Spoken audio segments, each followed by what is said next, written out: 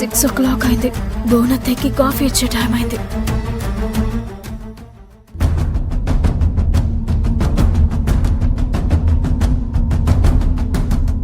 అత్తయ్యకి ఎవరైనా కాఫీ ఇచ్చారో లేదో.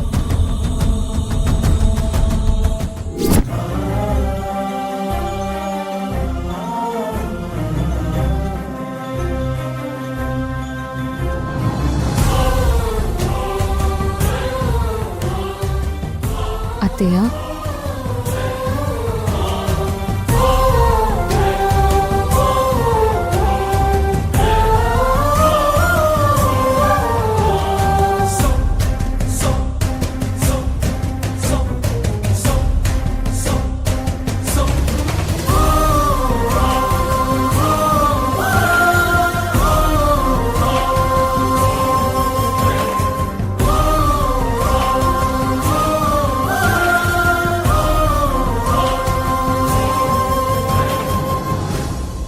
నీకోసం కాఫీ తీసుకొచ్చాను.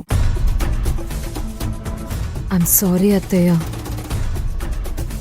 నేను కాఫీ తీసుకురావటం నీకు నచ్చదని నాకు తెలుసు.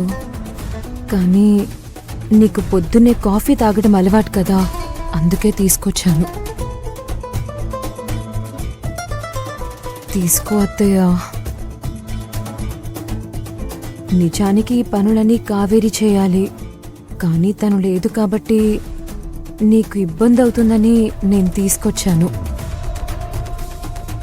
అత్తయ్య, ఈ స్థానం ఎప్పటికీ కావేరిదే. తను రాగానే నేను శాశ్వతంగా వెళ్ళిపోతాను.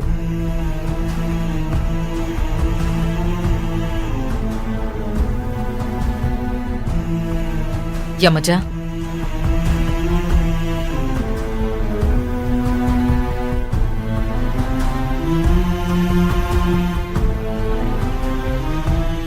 ఇంకెప్పుడు నా ముందు కావేరి గురించి మాట్లాడుకో. అది కాదత్తయ్య. అత్తయ్యనే చెప్తున్నాను, ఇంకెప్పుడు కావేరి టాపిక్ తీసుకురావద్దు. రావాల్సిన వాళ్ళు వచ్చాక వచ్చిన వాళ్ళంతా వెళ్ళిపోతారని శాస్త్రం చెప్తుంది. వెళ్ళిపోతామనే వాళ్ళని వెళ్ళిపోని.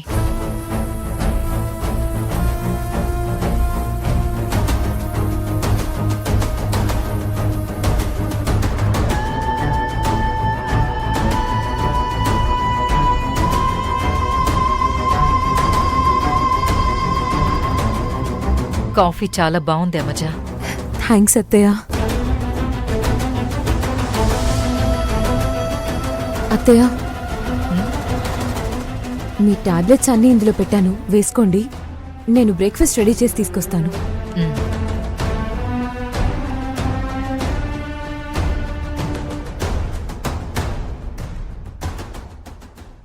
అత్తయ్య, నన్ను క్షమించత్తయ్య. చాలాసార్లు మీ పట్ల దుర్మార్గంగా ప్రవర్తించాను, చాలా బాధ పెట్టాను. ఇప్పుడు నేను మారనని చెప్పినా నువ్వు నమ్మకపోవచ్చు. ఎందుకంటే నేనింతకు ముందు కూడా ఇలాగే చెప్పాను. దేన్నైనా పోగొట్టుకోవచ్చు కానీ నమ్మకాన్ని పోగొట్టుకోకూడదు అంటారు. ఒక్కసారి పోతే దాన్ని తిరిగి సంపాదించలేము. అందుకే మీ అందరికీ దూరంగా వెళ్ళిపోదామనుకున్నాను. కానీ ఆ ఐటీ ప్రాబ్లమ్స్ వల్లే ఇక్కడే ఉండాల్సి వచ్చింది.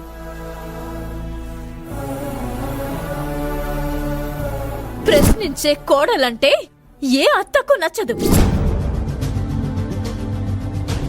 నాకు మిమ్మల్ని చూస్తే కోపంగా ఉంది.